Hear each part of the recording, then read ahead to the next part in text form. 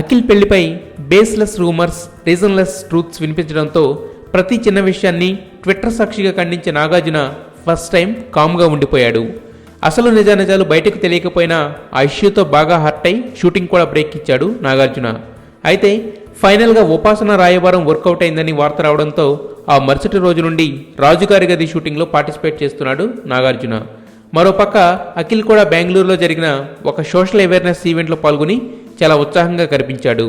ఇక రీసెంట్గా ఎంగేజ్మెంట్ అయిన సమంత సైతం రాజుగారి గది షూటింగ్లో ఫుల్ బిజీగా మారింది. అయితే లొకేషన్ నుండి శామ్ పోస్ట్ చేసిన పిక్ చూస్తుంటే ఆమె ఈ సినిమాలో గోస్ట్గా కనిపించడం కన్ఫర్మ్ అయింది. మలయాళం సినిమా ప్రేతంకి రీమేక్ అని ప్రచారం జరుగుతున్న ఈ సినిమాలో నాగార్జున మెంటలిస్ట్ క్యారెక్టర్లో నటిస్తున్నాడు. అలా కాబోయే మామా కోడళ్ళు ఇద్దరూ కలిసి ఒకే సినిమా షూటింగ్లో బిజీగా గడుపుతున్నారు. కాబోయే కోడలతో షూటింగ్లో పాల్గొంటున్న నాగార్జున మాత్రం చాలా ఉత్సాహంగా కనిపిస్తున్నాడట. అయితే వీటన్నింటినీ పోల్చి చూస్తే అఖిల్ పెళ్లి మళ్ళీ సెట్ రైట్ అయిందని అర్థమవుతుంది. So this is a good news for all Akkineni fans.